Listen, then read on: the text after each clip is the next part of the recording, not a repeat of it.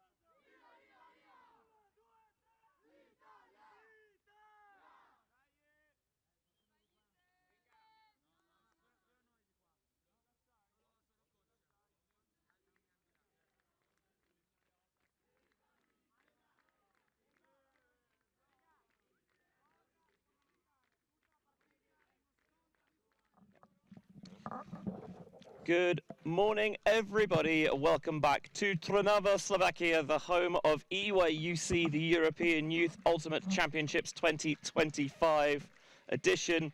We are starting with some mixed power pool action. Both of these sides duking it out to seal a bye into the semi-finals. It's France taking on Italy. I'm Benjamin Rees, delighted to be joined by Liam Grant. And Liam, how important is getting that free pass into the next round? Relatively important. I think the big benefit is you get that rest, and look, especially junior teams, sometimes you're relying on a few players. It is always hard work to be running around there on the grass in these long winter tournaments. So you get an afternoon off to do a bit of scouting, maybe just relax, do some physio work, that can really benefit you. And the loser of this will end up in a pre-semi. I guess you call it a quarter. I'd call it a quarter-final. I'd call it a quarter-final. It's probably inaccurate. There's only 2 quarter-finals, though. And it'll be against Switzerland or Belgium. And, again, they're strong sides. And you want to book your place in the semis right now if you can, and avoid playing one of those two strong teams. But I guess it's not going to be the end of the world if either of these two teams leave. So I think they're going to go for it, but I don't think they're going to, stack lines too heavy. I still think they'll use their depth and kind of try and learn about the opposition, because going to seeding, it's likely this could be the semi unless there was an upset from the likes of Switzerland or Belgium. It's interesting because going into the power pool, both of these sides were undefeated, a clean sweep of their initial pool, but both of them took up their first loss yesterday. Italy went down to Hungary on Universe. We streamed that game here on our showcase field, and France and Hungary in a rematch of the pool, which France won initially, Hungary won the rematch. Here's France shooting deep down the sideline. Cironi turns and looks. Where was the shout? Where was the help? It was not coming, and Lisandro Maton brings it in for the opening score. Watching Lisandro Maton cutting deep there really remind me of like a Enzo Stanunek or Lear Stanunek, or is it Pichard? A lot of really good deep junior cutters come up through, these junior programs in France, and I think some of them wearing the 10 jersey as well. It just gave me little flashbacks there of some other French youth talent, and they've been so good at the junior division over the last few years. Maybe probably the most dominant side in Europe across all junior divisions, notably their women's side winning a world championship last year, so a force to be reckoned with. They did lose to Hungary yesterday, which was, I don't know if I want to call it an upset. They were the only undefeated team at the time, so it was maybe a little bit of an upset, but Hungary are a good side. And they do say it's tough to beat the same team twice. They were comfortable winners in the pool play phase, but maybe Hungary were keeping some bits in their locker for that game, knowing that there might be a potential rematch. Maybe the conditions as well favoured the Hungarians a little bit more. It was certainly a lot blowier yesterday today. And there is a breath of wind, but still relatively calm. And you'd expect it to be a game where offense is probably on top rather than some of the defensive slugfests we had yesterday. That one is going to rise and be gobbled up by a waiting French defender.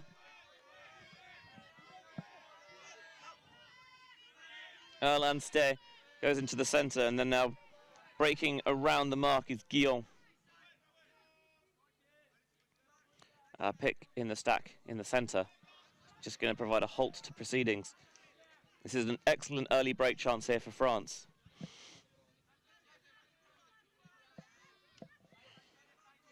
Erland Ste comes underneath. And now Amur into the centre. A couple of yards away from the end zone. Rouet looking for an option. There's another pick. Some of the spacing probably to do with being worked out early in this one, because it's stymieing France's offensive flow. Big opportunity now, though, for France to get that early break on the board.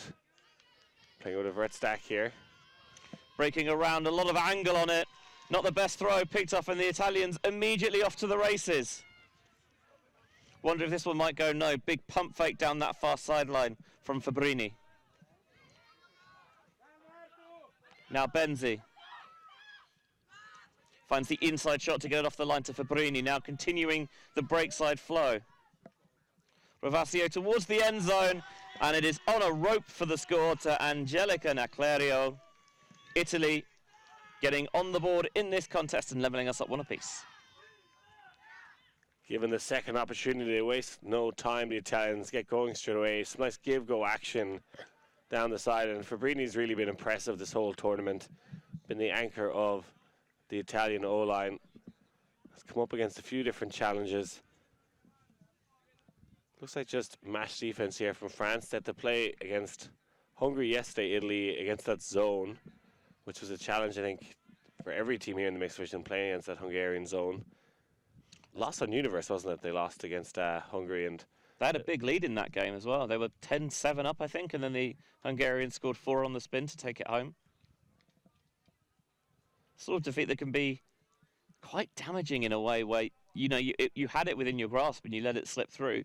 You'd much rather it happen now in the power pool stage, obviously, than in the bracket. But, potential that Got to lick your wounds from that.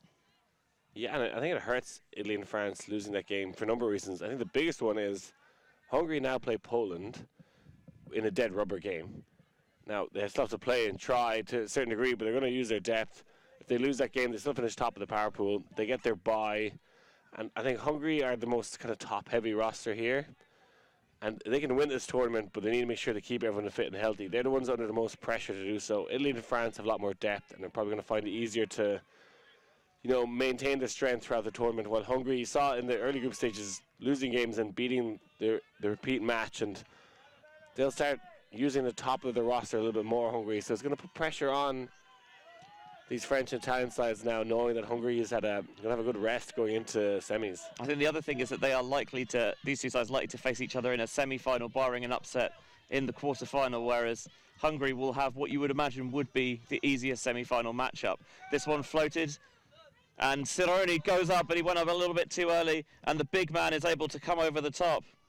Laguerre. Towards the end zone, Laguerre's able to jump it in, putting those long limbs to good use. Sensational grab from Laguerre. Not many sides want to test Cironi, but he read that to perfection. Cironi went up a little bit earlier. Lives in Cognac, Laguerre. He hasn't tried any yet. I was going to say, you partial to a cognac? I can't imagine they are. It's not something you see young people order. Not that anyone here would be ordering anything anyway, because it's a dry tournament. I like a little cognac. He plays with the Cognac Ultimate Club as well. So shout out to them. I'm sure they're watching this morning. How good's your French geography, Liam? Where's Cognac? It is on the top shelf. It's in France. That's very good.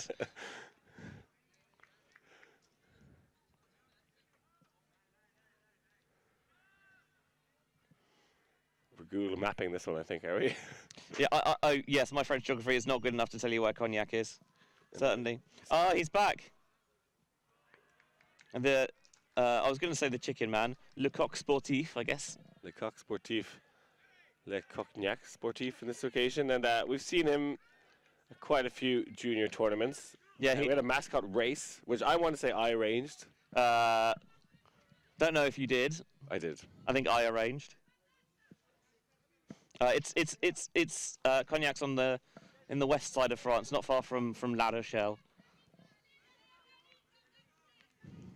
Ultimate country, that part of the world in France.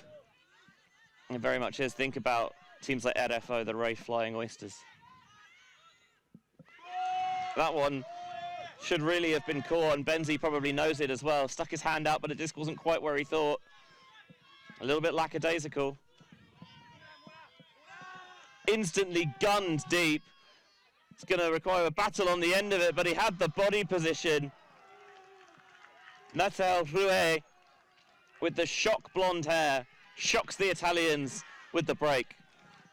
First break of the game, Benji Rouet punishes the Italians. And Italians have looked a little sleepy this morning. Usually their O-line is so crisp and smooth, and had 2 errors, and on a second attempt, the French D-line capitalized and maybe exploiting their prowess in the air. Look a little better in the air. This French side have come down with all the sky balls so far. So they're winning that one. It was a spicy shot from the French. Must admit, I didn't necessarily see it going up in that moment, but when you have that implicit trust, you can put those throws out early, take what seems like more unconventional options, because your defense won't be expecting it. Shout out to the French World Games team. I think some of the players might be watching this game, Benji. Might learn a thing or two on how to get some wins at big international tournaments. The World Games will be starting in a couple of days. It'll be really exciting to follow along and watch that. I think you can watch it for free as well. You can, yeah. Next week, I think it starts officially. And the World Games starts today, but the Ultimate program doesn't start for another few days. I'm so looking forward to the World Games. I love it. And France, obviously, a very creditable 6th place finish last time, but a lot of that young core has matured over the past 3 years, and they are certainly going to be one to watch, although the late injury to Ava Bono will be certainly, a shame for all involved.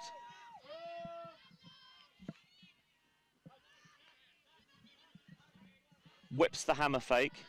Once the reset doesn't see it, then zips and breaks the mark into the center. Now continuation dumped here to Rampazzo. Trying to slice the inside, shot through. Delivered a little bit late and didn't lead enough into space. This Italian offense looks so different from how I remember it. I think you've got to credit the French defense for that.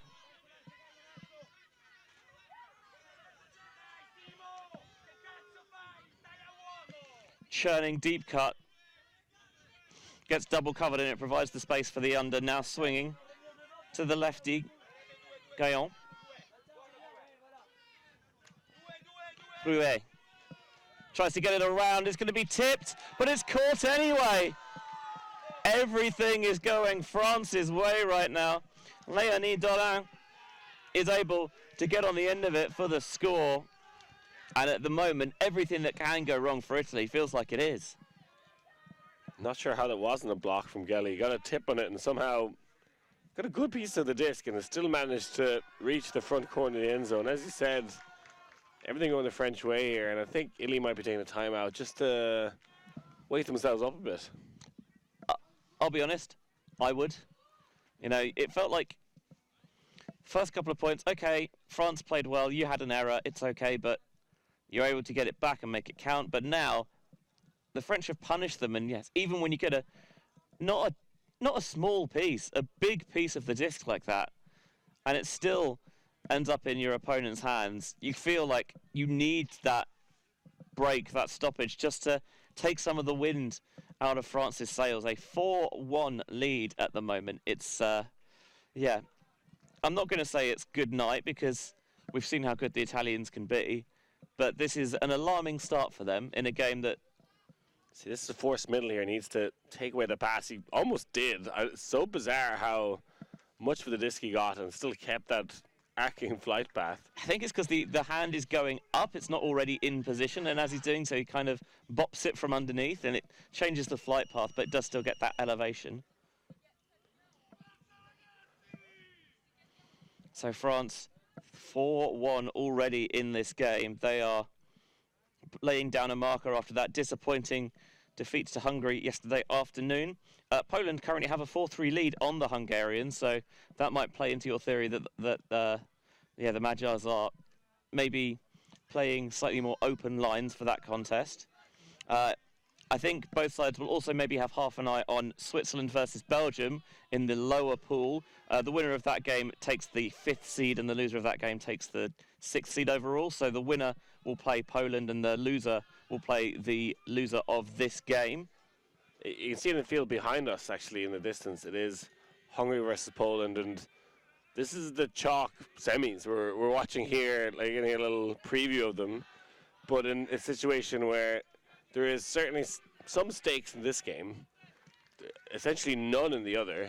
No, just local bragging rights, I guess, or potentially a psychological edge going into your next contest, a confidence builder.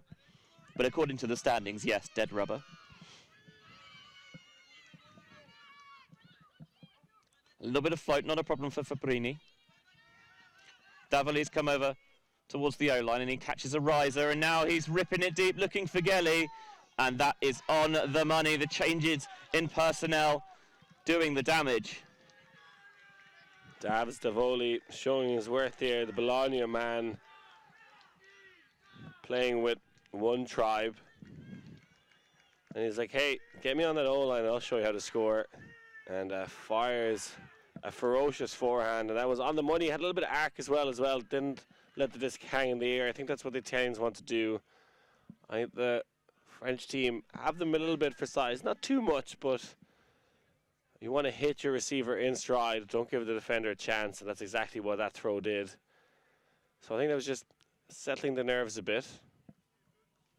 I'm sure that's 4-2 now. It is indeed. The Italians getting their second score of the game on the board.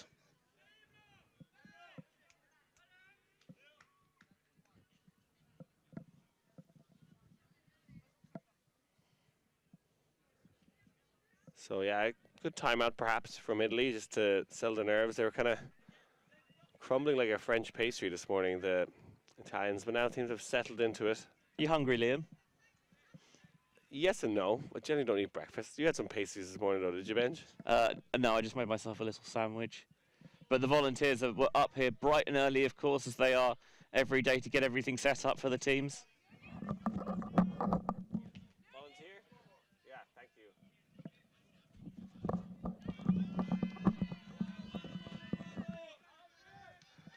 Just asking our volunteers there to change the scoreboard. They're a bit sleepy this morning as well. Can't blame them. It's day 3 for us, but day 5 for the tournament in general. And this is when the tournament, really begins to crank up as we get into those final pool games and into the bracket stage.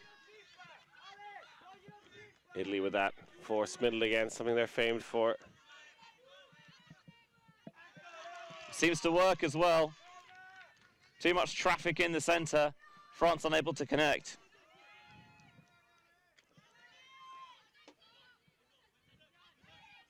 Gelli, instantly recognisable by those yellow sleeves. Now Davoli to the end zone, does the trick. The Italians roar back into the contest. Davoli, with his second assist in as many points, finds Angelica Naclerio for the score.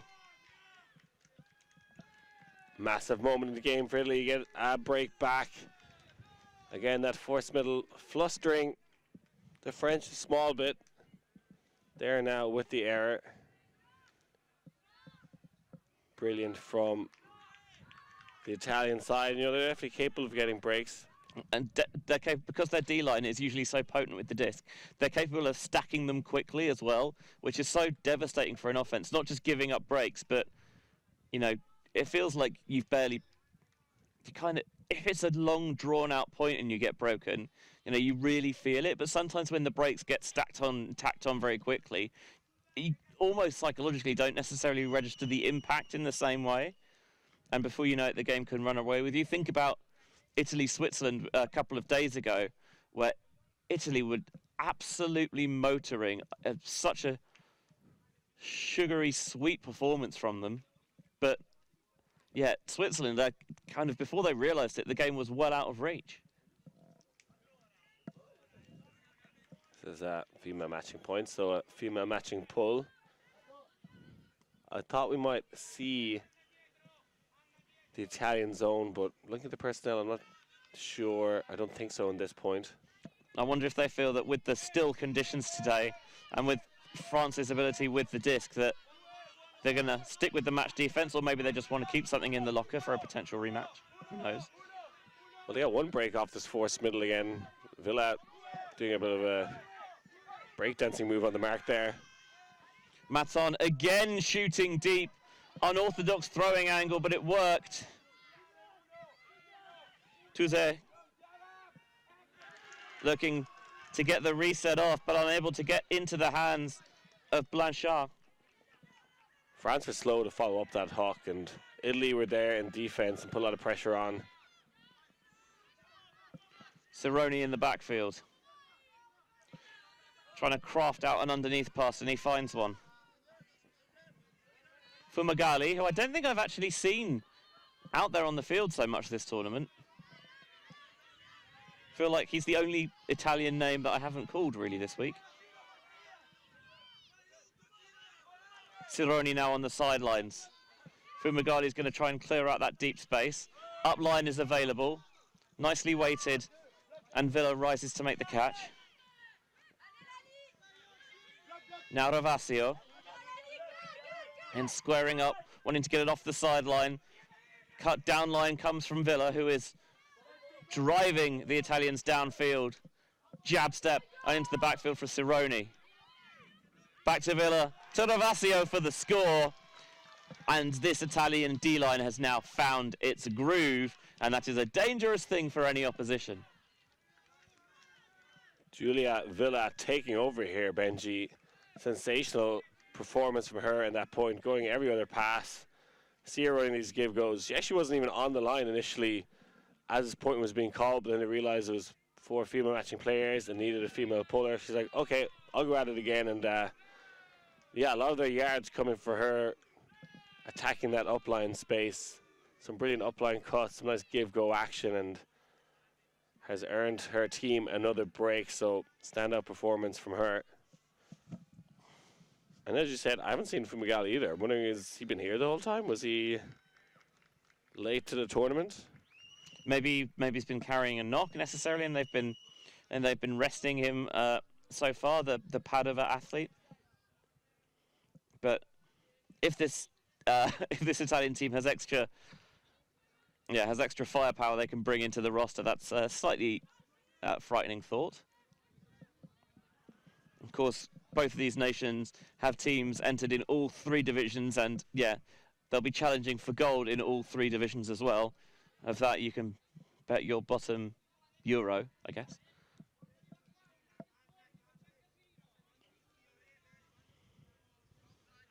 Number 88, Rebecca Rampazzo, now with the pull for Italy, coming out of Padua.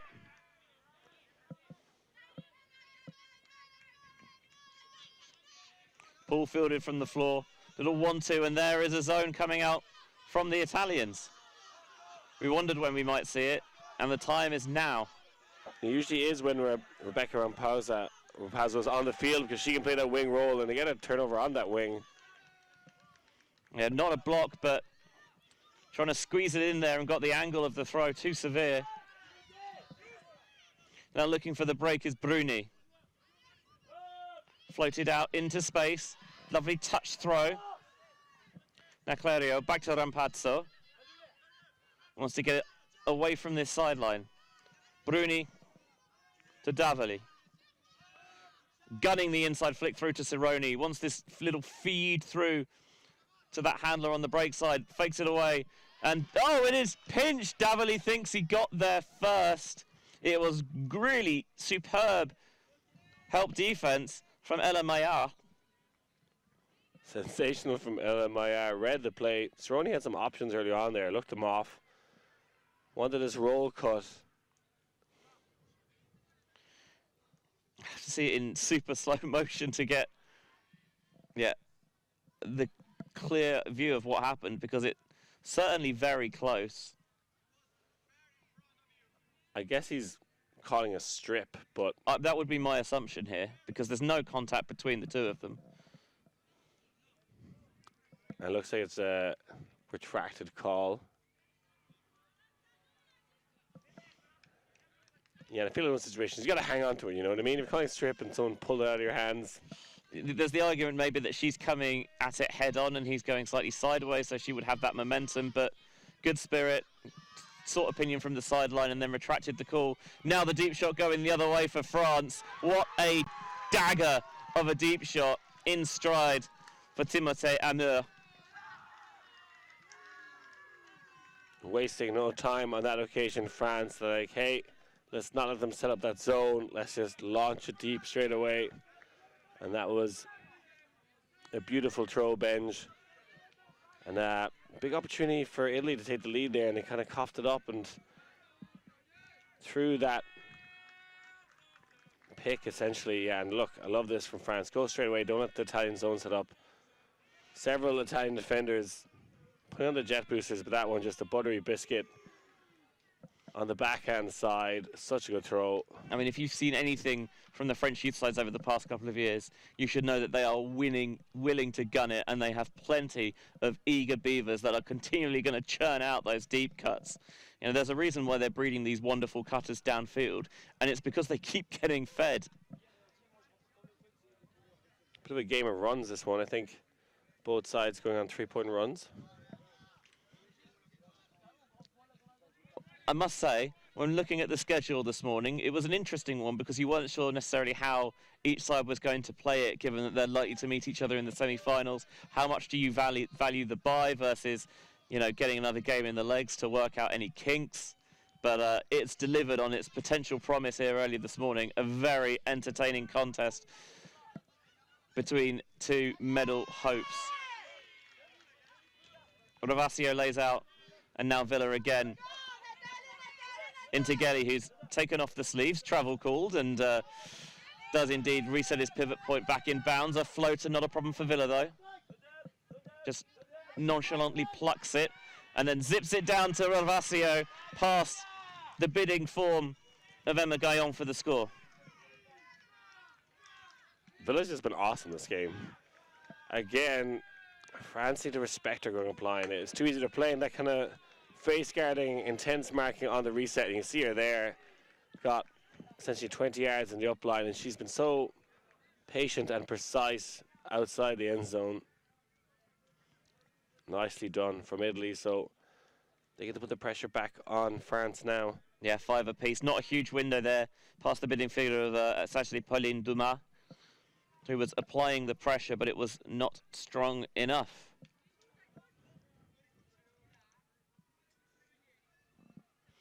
Both sides, they travel well in the sense that, obviously, because you've got teams in all 3 divisions, it means that you can get that sideline support, you know, from your compatriots in the other divisions, but they usually have a big parental cheering squad as well.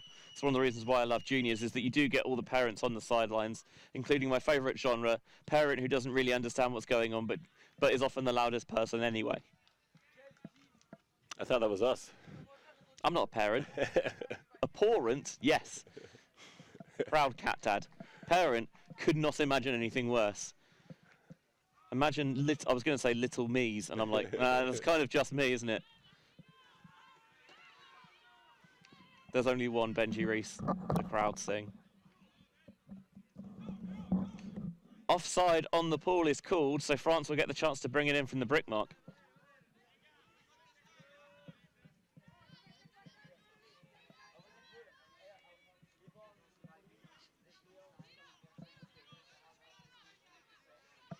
First pass is the instant swing towards that far side from Placer. Very communicative, this Italian sideline. With the zone looking to get set. I think I'd probably call this a FSU style zone. It looks like you've got 3 handler marks. You've got the point there being patrolled by Manuel Bruni, happy to feed into the front 3 at times just to provide an extra bit of backup. Rampazzo and Fumagalli on the wings. Cironi patrolling that deep space. France struggling a little bit to find the spaces at the moment. That time finds the force through. Bruni out of position. And the shot there well weighted. So it didn't tease Cironi in too much.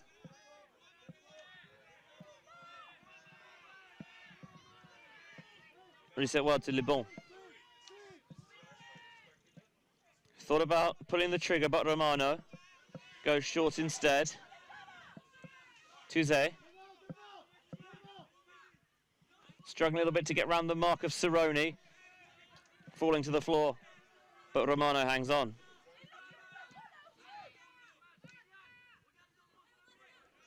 Utilization of some throw and go perhaps, but Italians doing a good job of rolling that switch at the front to prevent the free option. Now it's sat over the top towards the back, where they back the big man, Lisandro Maton, to put France back on top. He's been a tyrant in the end zone here for this French side. Good zone offense, kept their patience. Italy had him pinned back for a while, but a little lofty pass over the middle is what opened up the play, and finding a gap between Cironi and Rampazzo, the French side. And then this shot, just almost a static cut there at the back from France, but just put into space and trusted their receiver to see it coming, be more aware, and just get that half step, and that's all he needed to get the goal in. So kind of trading now. Both teams had their little runs, but going tit for tat here at the moment. Yeah, I mean, the way these two sides have played so far, I think you'd expect them to be very close on the scoreboard in an eventual meeting. France narrowly in front on serve at the moment. It's almost entirely still here in Trnava after the whipping winds yesterday, and that means that, you know, you don't need to worry about upwind, downwind necessarily. I think the weather's set fair for the rest of the day as well. Yeah, ideal conditions, Benj. It's not too hot, it's sunny, the grass is holding up very well. Beautiful scenes here in Slovakia. I'd probably want a little more wins just for a bit of extra challenge. But I'm with you. Can't really ask for more. Feels very greedy. Fakes the under, then goes break side. That opens the space for the break side huck to Mattia Gelli. And that one is straight out of the playbook. Beautiful shot from Angelica. Brilliant goal. And I think it was a set play and just carried their momentum into that backhand. And they've been doing really well, their female matching players, getting the assists here. Italy really like that, just step into the throw. I think that might have been towards the break side. And that makes it very difficult for the downfield defenders. So great flow from Italy. I mean, I think the reason it worked was because they spaced it so well. Gave very clear lanes to cut into. The hard under open side was marked out, but you get the feeling that Italy were always expecting that. And then the instant the turn and the plant like that, 7 or coat hanger style cut indoors, go towards the break side. Throw went nice and early to lead into space.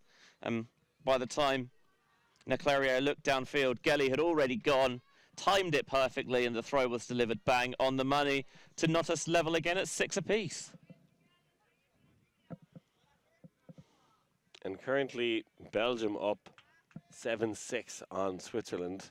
And I think the loser of this game will play the loser of that game, is my understanding. So, again, very close at the moment. Neither of those teams slouches by any means. No, Hungary, Poland is at Galaxy Point at 7 apiece.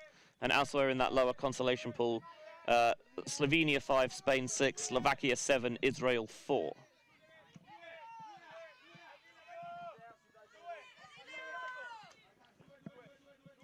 Maton goes back to Presser. Floater around the mark, over the head of Cerrone, but into the score regardless. Superb backup by Leonie Dorin, because she certainly was not the initial target on that, but she followed the play anyway and gets the just reward.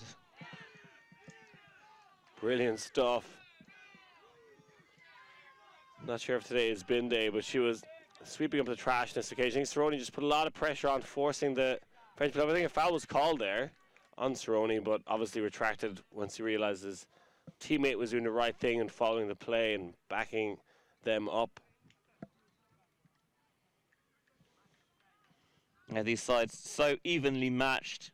We said we thought it would be an offensive day after some early stutters from the Italians and then the French. Both sides have got their form back, and the fact that it's 7-6 to France and barely over 30 minutes on the clock, I think tells you that it is very much a game about being as clinical as possible. You wonder if anyone is holding some stuff back, whether they want to show too much of his own. Italy don't want to let France settle into playing against it. If France are saving a few set plays and movements. France nearly going too early on the pull there again. The Italians are watching for the offsides. None on this occasion. Oh, awkward fielding the ball. It rolls through a couple of sets of legs. Maybe France can sense something here. Slashing is Fabrini. Now back into the centre. When Negozio can't look up with Gelli.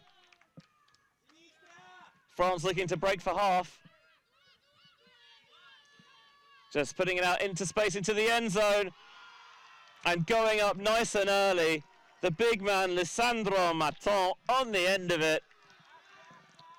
France continuing to feed their cutting threats. And that is half-time. And France have the 8-6 lead. Massive moment in the game. Might have been a bit of a stacked line there from France. I like try and it. break for half. Realize, hey, put their best players out there. If it goes to Galaxy Point, you can call a timeout and give them a rest again and put them out again. So looks like they are going for it here, France, and want to get that bigger rest and punch their ticket straight to the semis. And I love that shot.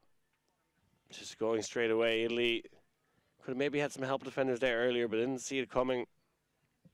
Yeah, the turn comes from the throw, just not hugely offline, but to the inside rather than the outside shoulder, and it provides the opportunity for the defender to run through and get the block. Half-time then in this mixed division power pool here at EYUC, and France have an 8-6 half-time lead over Italy. See you on the other side.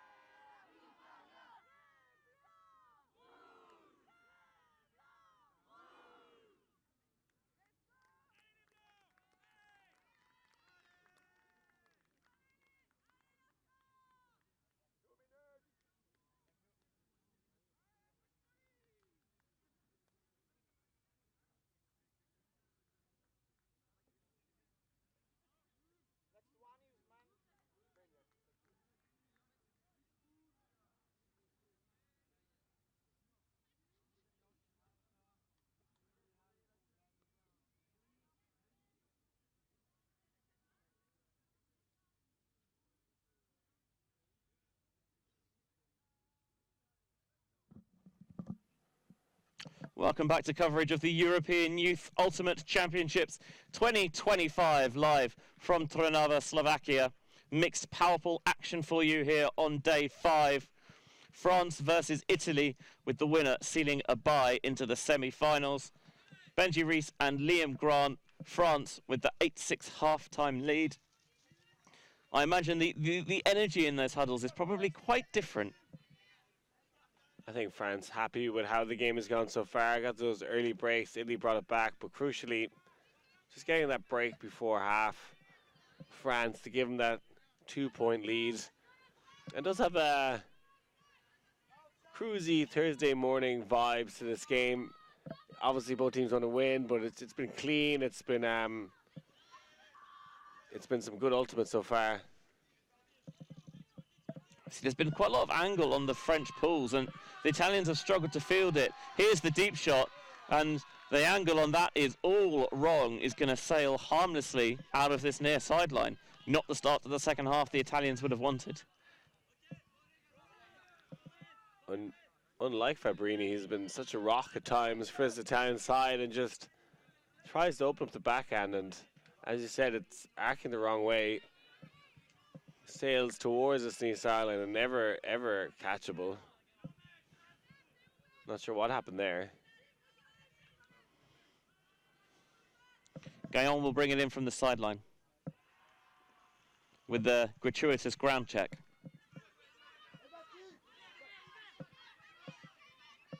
High grab, but well stuck. Dumas downfield. Prouet. Not today.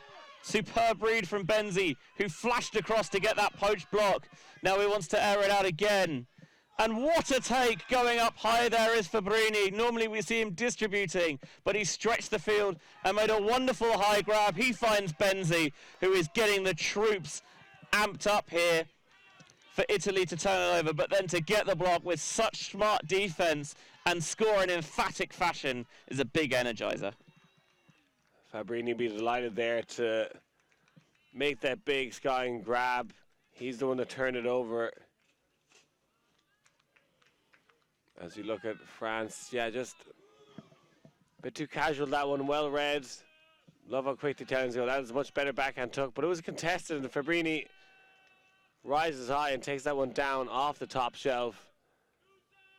And yeah, he'd be delighted to get the assist as well. He had that poor throw at the start of the point, so to finish in such style and finesse will make it feel a lot better. Bookends from Benzi as well. I love that block so much because he's always kind of aware of where the throw is, where the throw is looking. So he looks around, sees the cut developing, sees that the throw is keyed in on it as well, and flashes a block across nice and early so he can get there clean. And in doing so, intercepting, make sure as well that they can get straight back on offense the other way. And then he follows up his own deep shot to collect the score. Salvanini pulls towards that far sideline. And disc is going to roll out of play and then back in.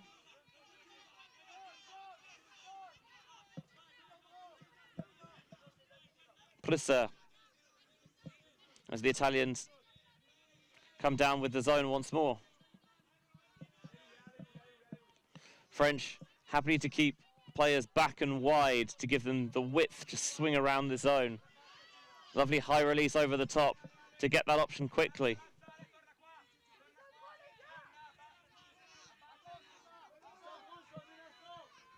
Spearing it into that sideline space. Now the wide across. Faking the down the line option, but holstering is Romano. Defenders in her face, so just taking the safe reset that was provided.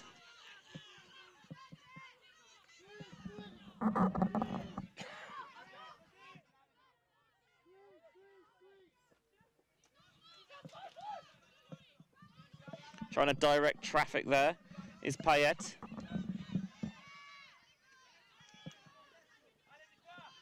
Now Touze.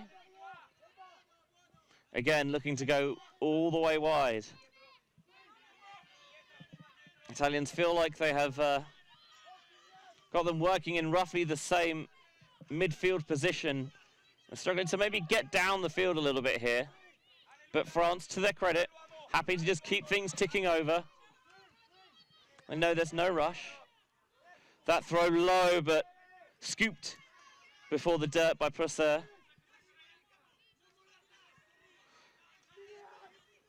Got the swing again. They are happy to let the sands of time slip through the hourglass towards the end zone. French coach just trying to get the deep more engaged. Now they're choosing the shots. And I think there's a foul called in the end zone. Cironi going up against Maton. I must say, I did not think the shot needed to go in that place because it didn't look that open to me. I'm also not sure about the foul call. You can see by his initial reaction, he was frustrated himself and then decided he's calling the foul. I'm not too sure about this foul call.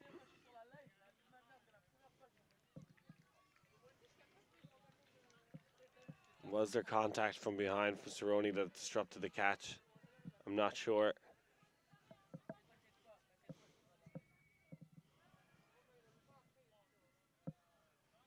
We'll have another look at it here. I must admit, I can't really tell.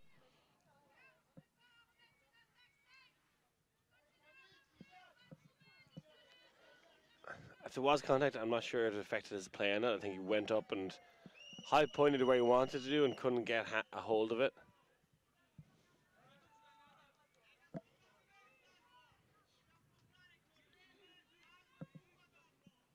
And the result is going to be a contested foul. So sent back to the thrower, Camille Filemi. I do not see her pulling the trigger on that one again.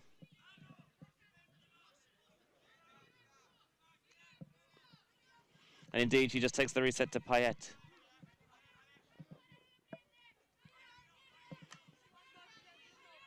French offense picked back up where they left, just moving it around. The Italians, though, have done a good job of forcing them backwards away from the red zone.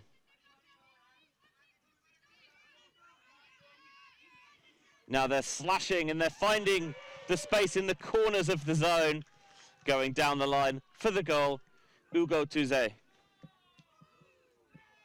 So you get a second goal of that one, France. Bit more conservative this time with the shot to the end zone. So they maintain their lead. No breaks as of yet in the second half.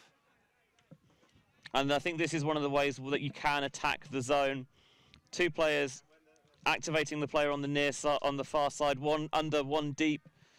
Try to make that player make the decision, and when they come a little bit underneath, then you can really hit the corner of the zone with the deep player being dragged over to the near side by the French receiver.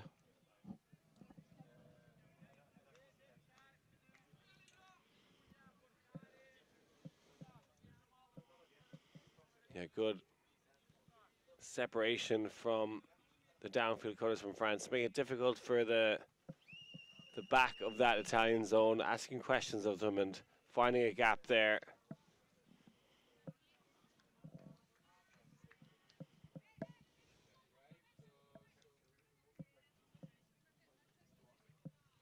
French getting ready to pull. See the Italians signaling their gender match. I think France were requesting them to do it as well.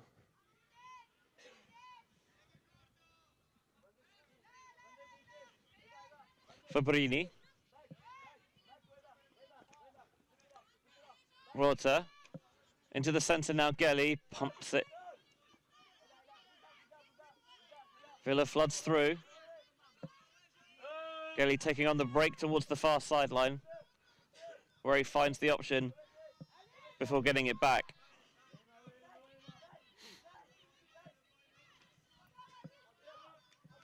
Negozio and Gelly working together. Fabrini looking to provide an option on that break side, where he receives. Getting a bit disconnected downfield from this handler set that is just going backwards at the moment. It's floated, well read by Rota. And then, did Gelly have it?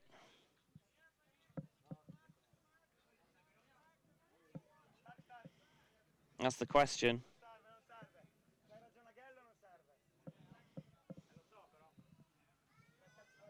Happens so quickly, it's tough to tell. What's your gut instinct here? Well, let's have another look at it again now, Benji. So hard to tell. They both really swipe at it in real time. Very difficult. Yeah, I've watched it 4 or 5 times now. I'm none the wiser, I'll be honest.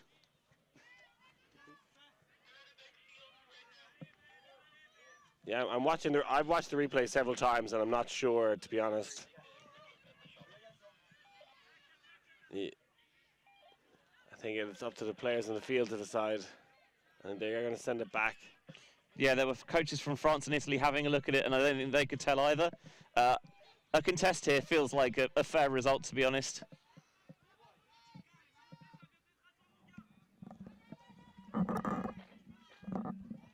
Back with Marta Rota.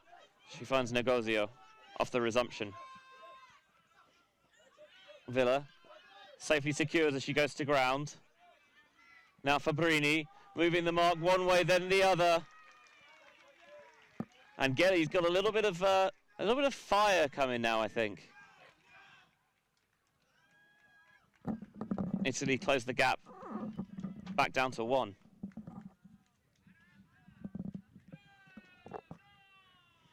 I must say, I've been so impressed with the play of Giulia Villa in this game. Yeah, she's been awesome, Ben. She's been everywhere. They've had to lean on her at times, and she's stood up to the challenge. Need a break here, though, Italy, if they are to get back into this game. Yeah, a break would level it, bring us back on serve. They need 2 to take the lead for the first time in the game. There's the potential strip call. I mean, we played it over and over and genuinely still can't tell. Yeah, definitely can't tell in real time, so that one difficult. Belgium up 10-8 now on Switzerland. Poland up 10-9 on Hungary. Slovenia up 8-7 on Spain. So I think both those teams undefeated so far. That'd be a good game. And Slovakia 12-6 lead on Israel, who I think we've seen Israel in the Open Division for a fair few years, but this is the first time I remember, or scarcely remember, seeing an Israeli mixed team, so it's good to see for development of Ultimate in the country. Even if so far they are yet to pick up their first result.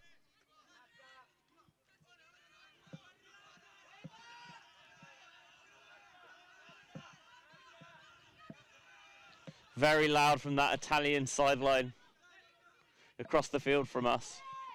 Now a leader into space, has a look, sees where the defender is, knows he can milk it, and now the point and shoot. And Cerrone was oversold, and Lisandro Maton makes the reception.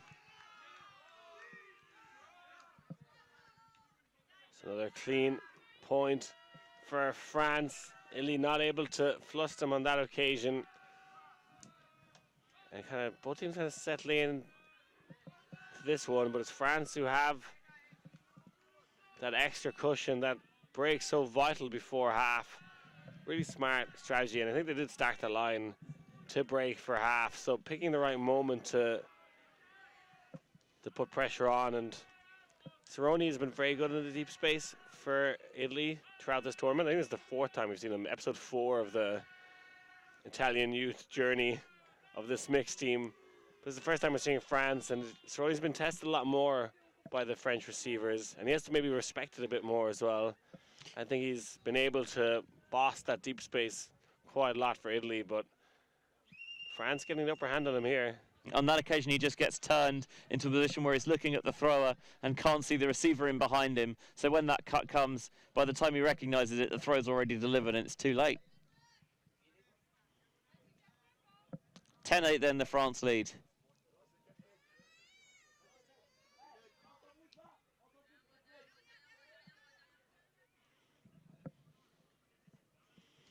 The ball goes up from Rouet. Benzi underneath it. First pass to Fabrini. Vasio churns underneath, not the option. Gelly working in partnership, then gets it, and Fabrini whips the hammer. Sits it towards the break side, through the inside channel to Ravasio.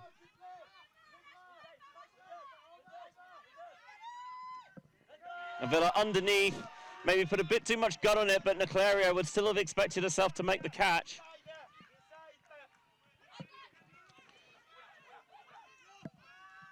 Ripped deep, did not feel like there was a window there. Gelly denied it, but the layout at the back of the end zone gets it anyway. Absolutely ludicrous from the French.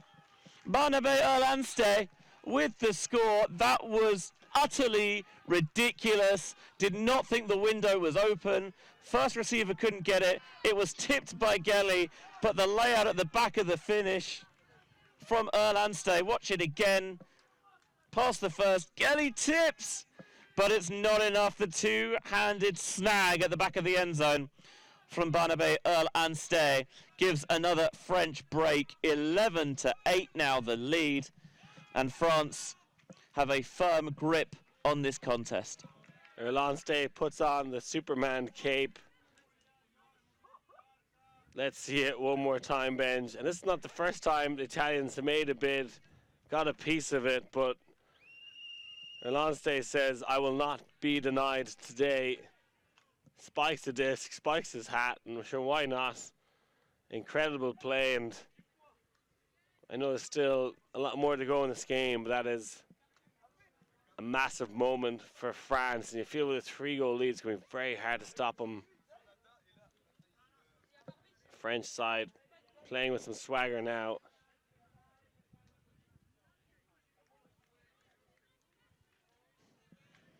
Yeah, these are both sides that thrive on confidence, as so many sides do, I feel, in the junior divisions, where winning that energy battle and keeping the good vibes going is so important. And yeah, as a coach, you've got to be aware, I think, not just the tactical, not just the skills, but that mental side of the game. And there are teams at this tournament even employing mentality coaches to try and get the most out of that side of the game. Fabrini. What a block from Rouet. You saw him lurking and loitering with intent. And he picks the pocket of Gelly with that layout block. Anste.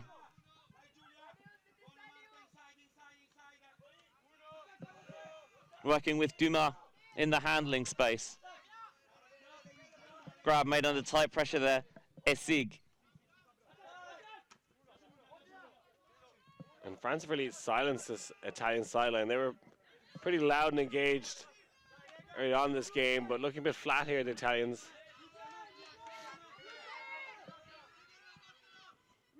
A devilish inside Blake rakes across the field. I love that throw. And then the blade to the end zone, kept in bounds by Pauline Essig. 12-8 now. The French are racing towards the end of this game. It was all about that inside throw there, kind of going to her knees almost to get it off. Brilliant from Pauline Dumas.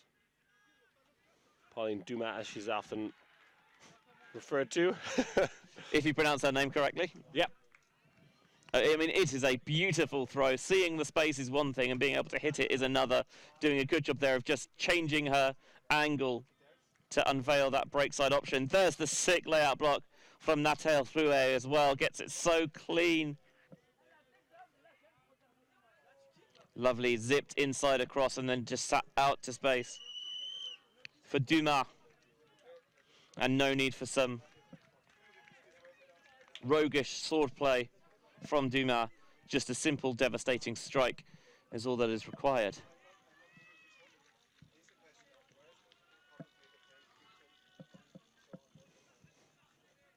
And now commanding lead, 12-8, the score to France.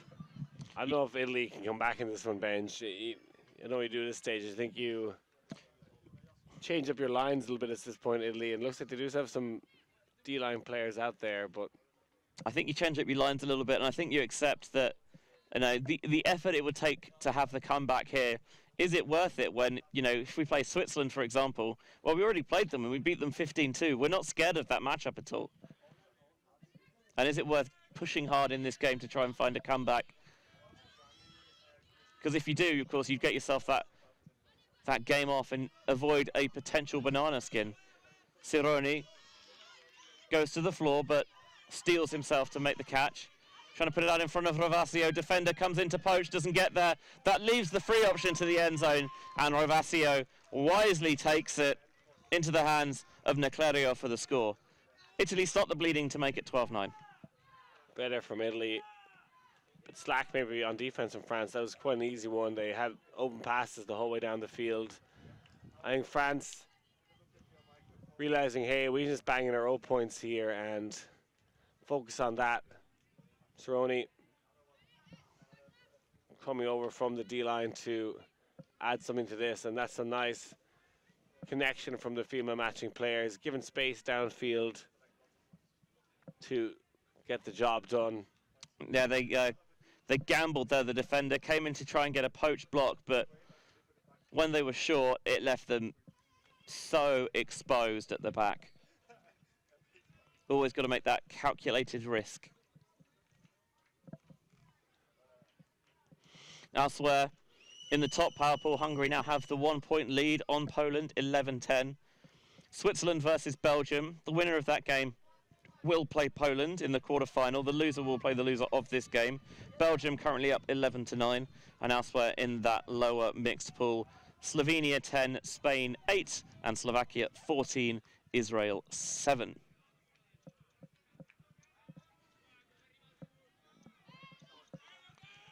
The spin pull from Davoli.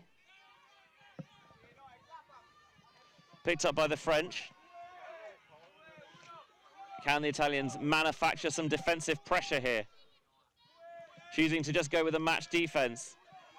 Caught on the reach there by Filemi. Now a little bit of give-go motion.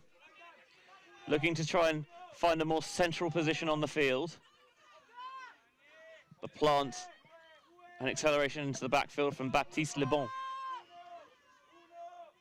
Sounds like force middle here from the Italian defense. Pick downfield. Like the decision to try something force middle here. It's something the Town side are so good at, doing that force middle in it. The main thing it takes away, it makes it harder to get the hook off. You generally have to throw over traffic, and that's a little bit harder to execute. They've done it a couple of times already in this game here. We know how much the French thrive on that deep game. You do have to adjust your cutting pattern as well, I think. That's something you need to talk about as a coach when there is a force middle. It looks like it's going to be a side force now as they get closer to the end zone. But the transition comes too late. Gelly looking at the sideline, frustrated that feels like there was a communication breakdown. Not that France will care one iota. And they are now 2 points away from sealing a semi-final spot with a 13-9 lead. France adjusting well to the force middle. I think at this point they transition to a side force. Not sure if there's confusion there.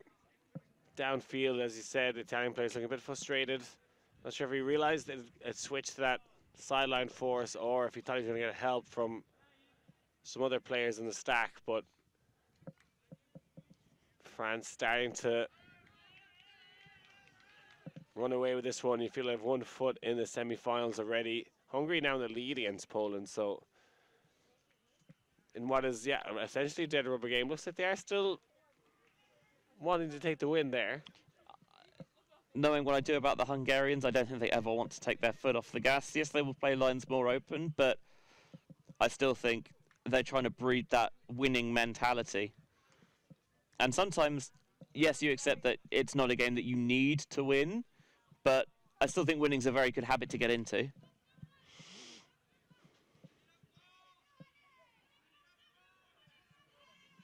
France getting ready to pull in the hands of Nathalie Rouet.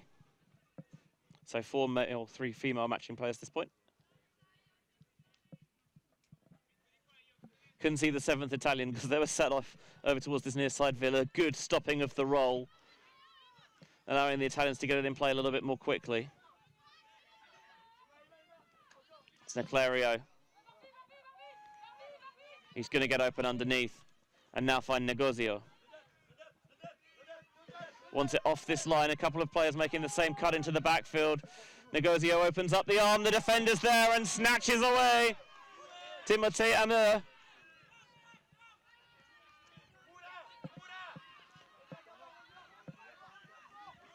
Now a high take made by Rouet. I think Negozio kind of forced that one a little bit. Not typically on the O-line, and that was a bit of a D-line throw. Yeah, feeling the pressure maybe, feeling the stall count. Botello into the center. Donna finding me around. Gaillon indicating that she wants a swing option and she finds it in Rouet. Now that's a dangerous throw, but superbly caught. Athleticism in spades as he digs it from over the turf. Now the inside to Emma. Lovely little feedback there from Asig. Floated towards the end zone. And another acrobatic take from Rouet. This French side, when they have that swagger, the athleticism just you can see dripping off them. And Italy haven't been able to respond. 14-9 now. France one away from victory. As you said, playing with that swagger, and there's a great readjustment earlier on to keep possession alive for France. Everything going the way it is here, and you can see they're enjoying the live stream, showing some love to the cameras as well. So you got to back France this stage. 14-9 the score, game point France. You can see Italy, I do think they are playing open lines at this point. There's the deep shot that I must say did feel a little bit forced. There's traffic in the area. It's slightly underthrown. Didn't want to go out the back of the end zone. Picked it off, and then that brilliant layout to secure possession from Barnaby. Erland stay and prevent the Italians getting the disc back. That's such a simple little pass there. Asig just popping it to the handler running through, who's seeing the play develop, getting that forward momentum with the force on the backside. And did the grab from Rouet need to be so spectacular? Or when does it not, he might argue. Well, Erland Stay's grab definitely needed to be spectacular, and he's caught a few that he had no right to get.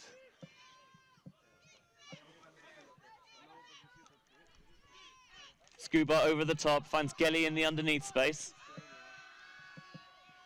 And now he's looking to gun to the back of the end zone. And that is postage stamp delivery. So little window to fit that in with the back of the end zone rapidly approaching. But it is a perfect deep strike to Margherita Salvanini. A nice hold from Italy to get them up to double digits. But you really expect France to seal it here. And they're pumped up now as they walk up for their offensive point. And yeah, I think they're even leaving their D-line a round of applause because they've done the hard work in this game. Not able to get the block on that occasion, but have put the French O-line in a fantastic position to seal the deal here. Not sure, there could be a timeout as we see the little French go-kart trailer coming on. I think that's where their bottles are. I wish it was a go-kart. I want, like, you see at the big football tournaments where they have the little remote-controlled car drive the football onto the pitch. I want one of those with drinks. Seeing some of the highlights of this contest. This was the day, that was the moment when you felt like this is absolutely going to be France's day. The speculative deep shot that was tipped but caught anyway. On the very next point, Rouet with the layout block that the French then applied the finish to like this, with that wonderful inside break across the field. And France have really not looked back from there. Yeah, it's the French highlight reel there, and there's been plenty of content for it.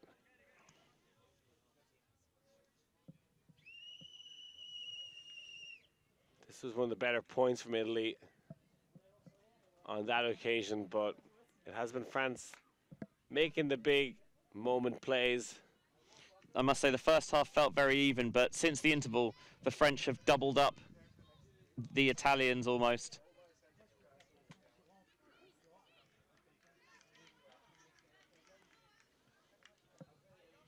And on this form, they will be tough to stop. But these two sides have a potential rematch in the semi-final. Of course, this game's not over. Italy could well find a late comeback if France are caught napping. With Hungary, Poland, or Belgium on the other side of the bracket. Assuming, of course, that Belgium can close out that victory against the Swiss, which is no sure thing because that's now tied at 11 apiece. Hungary have a 12-11 lead on the Poles. That game a dead rubber with the Hungarians having secured top spot in the pool and the Poles at the bottom.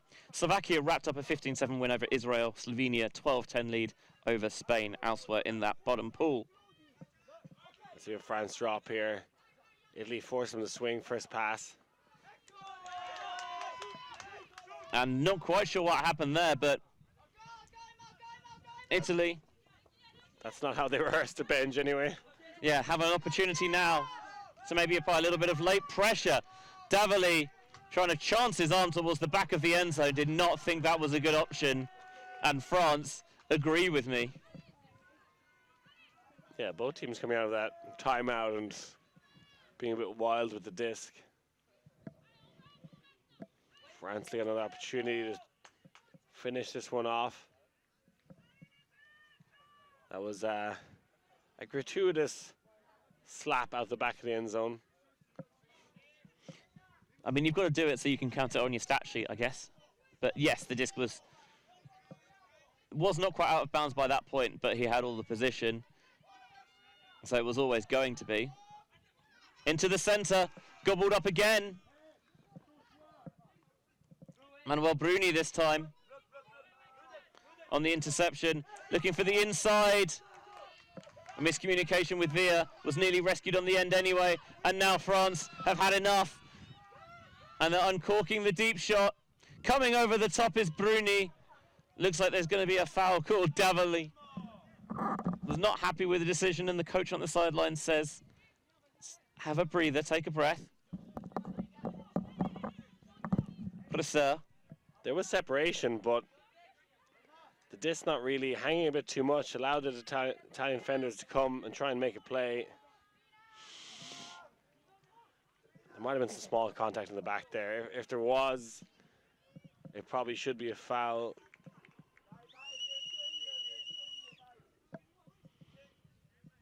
It's going to be discussed here. And I kind of like the idea from France picking up quickly. Just the throw needed to have a bit more zip and sit out in front a bit more. Allow the Italian players to come and make an effort, but the Frenchmen have position. Davali decides to kind of play a sweeper role. It does look like there's a small bit of contact in the back there. I could see this go either way. It's one of those, if you know what I mean. I certainly see the point. I don't think it's a completely unjustified call. It is minimal contact, but there's a small bit of contact. And if there is, it's a foul. As a defender in this game, you have to, if you're coming from behind, you have to not initiate any contact. That's part of making good defensive bid, because if you do, you can often give a get out of jail free card.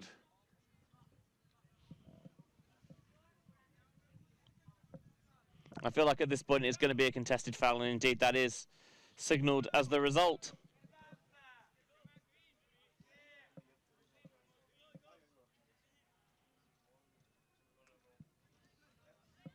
Not overly surprised with that resolution. Like, realistically, we should come back in where the disc was thrown, which should be the French receiver in extra space. Certainly not where they are setting up now. They're setting up incorrectly. Yeah, they were not in the end zone when that throw went up. Otherwise, it almost certainly would not have gone. Yeah, they're setting up correctly. He has 10 yards free deep. That's what the situation was when the disc went up. He just airmailed the throw, but the reason he threw it is because there was separation. And now setting up right beside each other.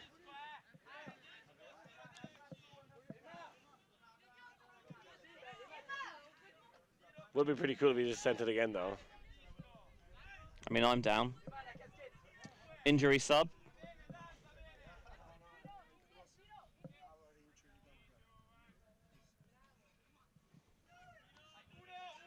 So the Italians having to make a change, and French, of course, are entitled to match it. So the Italians are not advantaged by having a player go off injured. Prisser. Just goes short to Payet. You can see that left leg slathered in tape as now the deep shot comes. This could be the game ender. And he misjudged it, Alessandro Maton, and got too far underneath it. Yeah, Maton went up too early and not really staying composed in this point, France. They've had several opportunities to win the game and just a bit rushing it and trying to do this spectacular. And he didn't need to go up as early as he did on that occasion. And they are leaving the jaw ever so slightly ajar.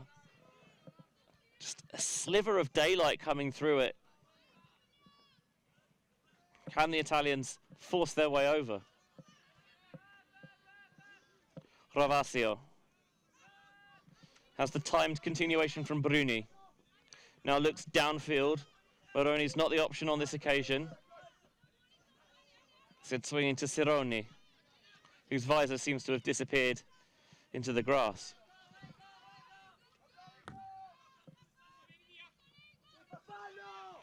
Bruni spreading that backhand through the inside channel. Now Fumagalli throws it right into the hands of Eva Payet. Another deep shot. This one always felt too far out of the hands of Kylian Plesseur, who's not found his range on this point. Not many people have, Benji. A few poor decisions from both sides, and this is turning into a marathon point. Yeah, the game felt very clean till now. This really is the first point that has felt like a bit of a meat grinder. Yeah, I didn't like that timeout from France before this point because they had all the momentum. Things are going their way. They were playing with their swagger, and it kind of just deflated the game a small bit.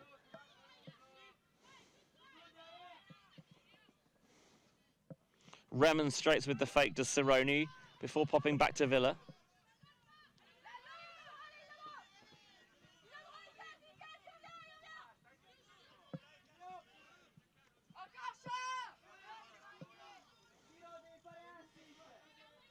Villa zips the break to Cironi.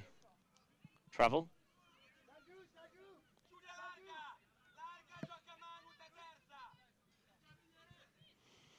On the resumption, little pop back to Bruni, and now Villa.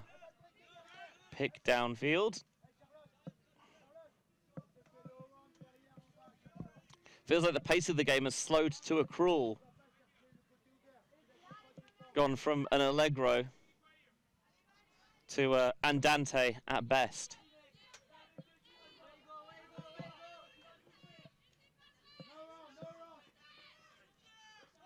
Bruni pops up the swing for Cironi.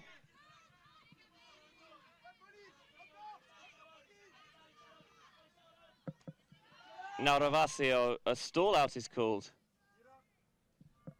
That seemed very fast to me for how long he had possession. Doesn't it always? Yes, it does. So Italy staying alive in this one. But they are clinging right onto the cliff face here.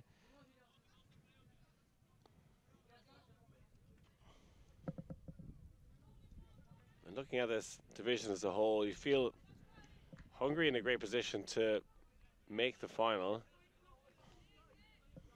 Yeah, you'd put them favourites on that side of the bracket, certainly. They've got a 14-13 lead over the Poles and the other game in the power pool at the moment, although both sides are going to finish top and bottom respectively. And Hungary securing their semi-final bye. Slovenia have a 13-12 lead over Spain in the consolation pool. Slovakia, as we mentioned, they beat Israel 15-7, and Switzerland have edged in front again against the Belgians 13-12. So as it stands, it'll be Switzerland versus Poland and Belgium versus Italy in the quarterfinals, assuming that there is no late comeback in either of these games. Cironi gets it out and finds Villa, who is ever so reliable. Now with the defender on the backside, can they find their way over the end zone? No, not quite. The long limb Cironi gets stuffed like a Christmas turkey by Alessandro Maton. Brilliant hand block. Cironi has that quick pivot forehand. I think he's adjusted throughout the game to try and take it away, and they just that. You can see them get a little more excited now here, France, and I think they played their best with their flair, and that was a spicy number across field. And the French say, enough of this. This is not how we close this game out. And they're choosing to utilize a timeout here, Liam. Yeah, unusual when they just call the timeout before this point started, now calling another one during this point, and they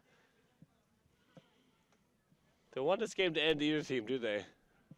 It was actually the Italians who called the timeout before this point, rather than the French, which makes more sense to me, certainly. Yeah.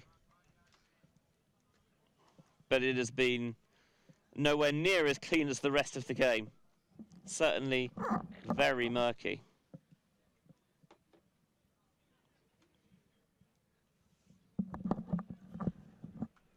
So I thought we might be wrapping up this game earlier than the time cap. The way things were going until the last 5 minutes, but both teams wanted to continue this game on.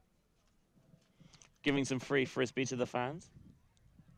Yeah, I actually generally dislike in-game timeouts, but me too.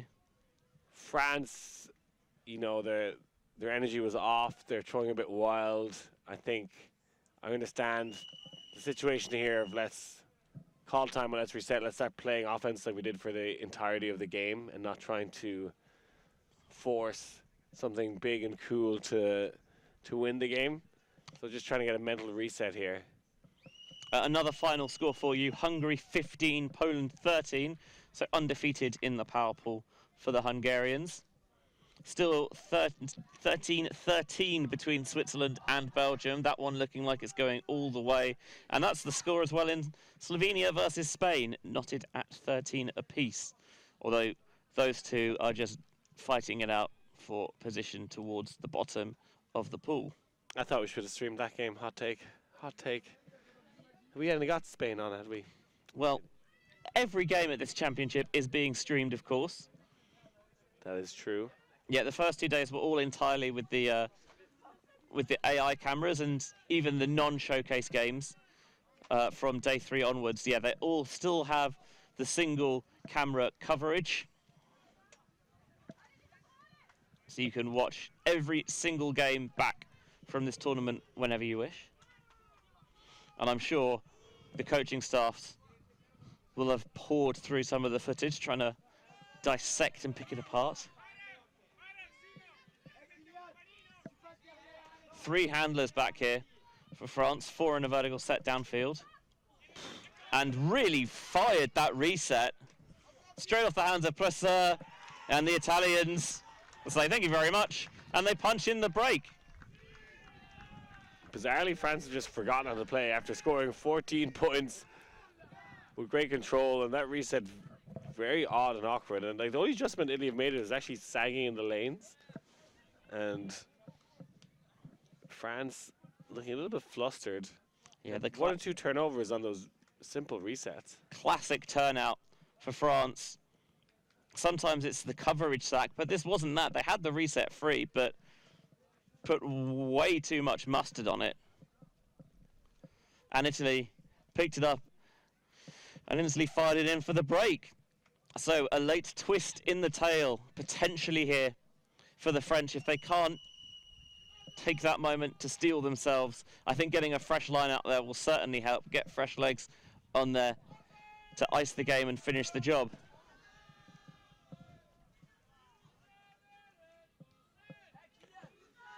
Yeah, I think France really need to show some composure here. We're getting some chance from the sideline. I think that's a good idea. Just get the confidence back. Let's see if Italy's stick with that strategy. I think there was kind of sagging the lanes, trying to force them to swing to the sideline handler. The chicken man has disappeared. Very ominously after I said a line about being stuffed.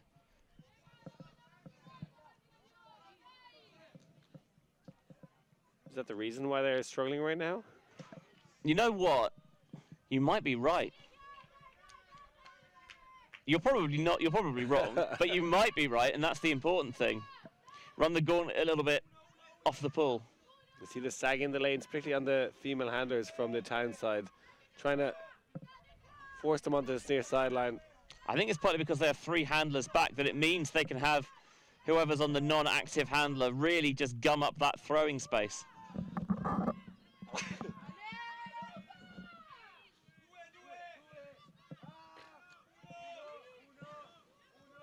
Laguerre. stutter step, but getting free. Maillard. Now Le Bon into the centre. Erlandste. Offline, intercepted. Rampazzo on a line deep. I think this can be caught. Fabrini lays out to save. And now looking for Davoli in the back of the end zone, and they've got it as well. The Italians are not going to go down meekly. They will not go gently into that good, lovely Slovakian morning. France, what's happened to them? And yeah, they're struggling here with this defensive adjustment from Italy. I think at this point, I'd actually come out and avert stack or do something different where you're not playing those three handlers and take away those sags. If that's what's frustrating you, or you very quickly tell one of the handlers to drive up line and clear and try and get those sags out of the lane. But I think make a little adjustment here on offense, do something different. I'm with you. Having three handlers back, I get that they like the security, but if the Italians aren't going zone, then it is just letting them have that ability to get the third handler mark, just, as you mentioned, drop off and muddy things downfield. 14-13 Slovenia over Spain at the moment. 14-14 between Switzerland and Belgium. Wow. The winner of that game will face Poland, and the loser of that game faces the loser of this. And based on results, I think you'd much rather be facing the Poles. I mean, especially if you're Switzerland, you know, you think, Italy beat us 15-2, and yes, they say it's tough to beat the same team twice, but that was an absolute hammering, and you'd like to avoid that game at all costs. I believe it'd be the Swiss receiving on Universe point. Will indeed. So we're testing the nerves here of this French side and what they're made of. Just looks spectacular through this whole game. We saw a highlight package earlier that was just awesome, and it was some of the best plays you'd see being made by this French side. And I think both these nations famed for kind of riding the lightning and using the energy, and I think that's even doubled at junior level. Yeah, they are teams that can capture lightning in the bottle, but at the moment the bottle is opened and the secrets have just been pouring out.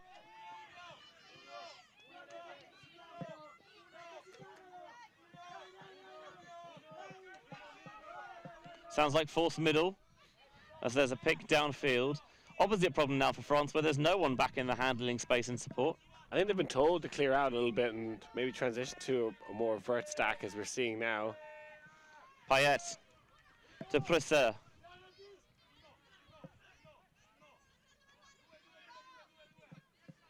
Le Bon to Payet, who fakes the feed and now airing it out towards the end zone. Cironi gets the tip. The look back from Maton, not happy with the shot. And the score is 14-12 now, so big chance for Italy to break again. I thought it was going to be too big of a mountain to climb, but at this point you're definitely trying to climb that mountain. Momentum is with the Italian sides. Yeah, 3 on the spin now for Italy. This would be 4 if they can score. Just the 2 points down, 14-12. A difficult place for Italy to pick it up, but it is Villa who is walking to this exceptionally slow. I think if you ever want to do a pre-stall, now would be the time. Confirmation of final score in Switzerland, Belgium, and it is Switzerland who have won on Universe, so they will face the Poles. I believe that is a rematch of a pool play game. Belgium will take on the loser of this contest. And if you told me who that would be, asked me who that would be 15 minutes ago, I would have said Italy, no question. But now I'm not so sure. Push-off foul called on Cironi. Yes, we streamed the previous meeting between Poland and Switzerland, and Poland won 14-9. A floater over Cironi, but backed up by Gelli. And a stoppage away from the disc. There's a Frenchman on the floor. Not sure if that's what the call is, though. I think he just gets cleaned out by the player Benzi, who's clearing out. No ill intent in it, but it's a slightly hefty collision. Don't think it affected the play realistically, so I think Cerrone should keep this.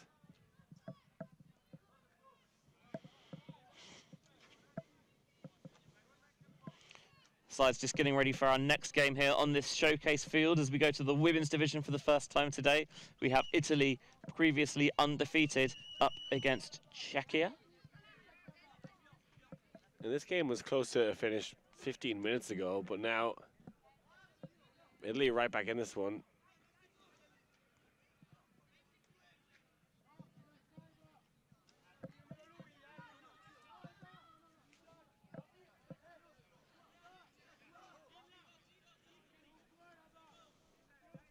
See lots of slightly agitated and frustrated hand gestures. You need to keep your cool and keep your composure here. Getting flustered is usually not going to improve your play. I think they were giving the disc to Cerrone and the French guy threw it back to Villa. He wasn't happy with where this is coming in.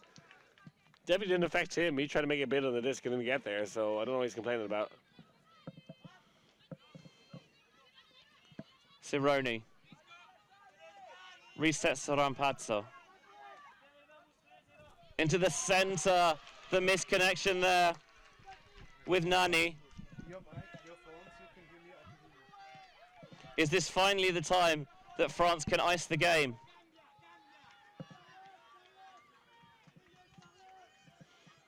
Again, that at one point was going to finish 20 minutes ahead of time is now into the cap.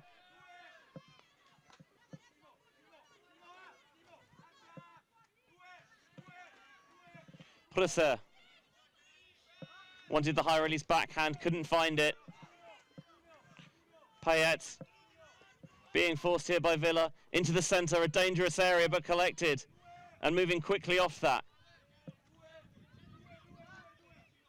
Showing the around, will they pull the trigger? No. On the high stall instead, getting air underneath it, a big sky battle and Cerrone wins.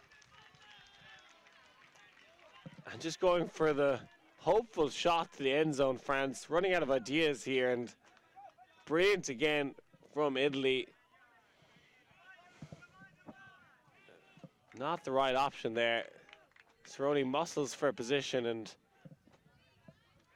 France looking a little annoyed, flustered, and just not gelling right now. They are all at sea out there.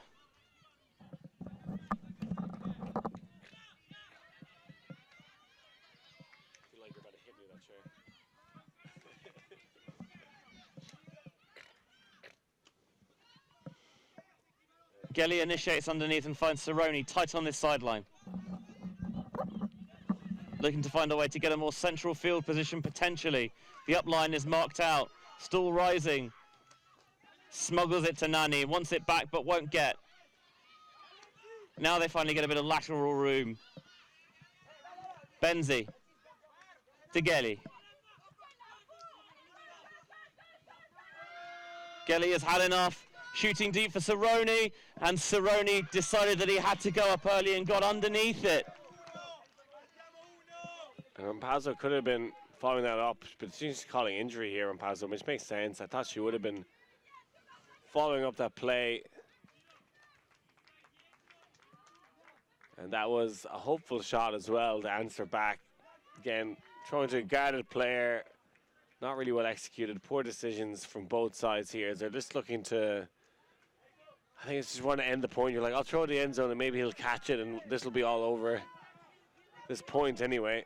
And Cerrone's had a big impact defensively, getting a couple of key blocks in the air, so you feel like maybe calling his number in the end zone's not a bad option, but it wasn't to be. France playing in their own end. Now a good take there from Tuzet. You see the Ranta's vertical stack. I think that's because of the sagging and poaching in the lane. They should find more joy with this offense. Plusser. Finding Tuzet.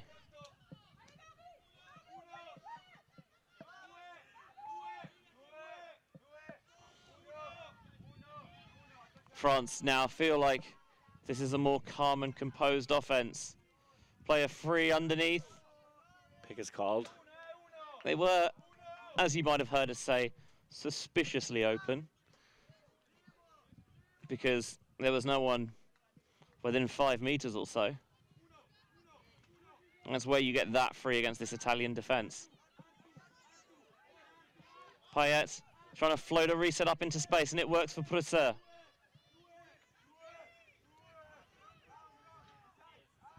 So again, looking wide, looking long. That one is going to work. Finally, they hook up with Lisandro Maton and put the game to bed. My word, did the Italians make them work for it in the end. But France, they had that superb second half performance. They'll be disappointed they couldn't close it out sooner, but they will get the free pass into the semi-finals. Italy will have to take on Belgium in the quarters. France made hard work of that last point. Had several opportunities to win it. Don't know how many game point possessions they had. Well, there was a lot of them. There was the 2 points before this, and certainly the multiple possessions on this point, but that all doesn't matter now. Allez les Bleus, the French, wearing white on this occasion, power their way into the semi-finals. They'll get a rest. The Italians are going to have to play Belgium. Yeah, it's Le Bleu over the Azzurri. Perfect, I hear it. Thanks. As you see, some of the highlights from what was been an engrossing, entertaining contest. What a way to kick off day 5 here at EYUC, Liam.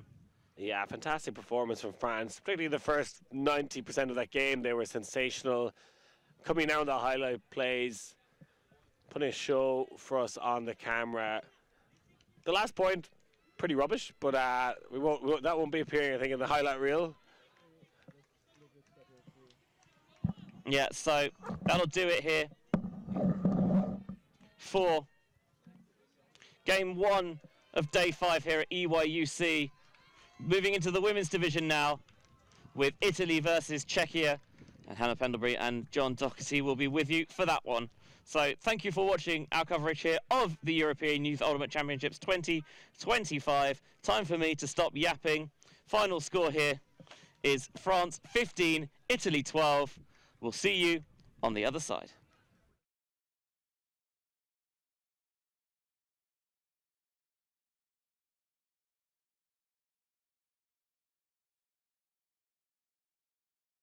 From a workshop in Bordeaux to ultimate fields worldwide, Force Ultimate creates custom gear with care. Locally made, low impact, built to perform.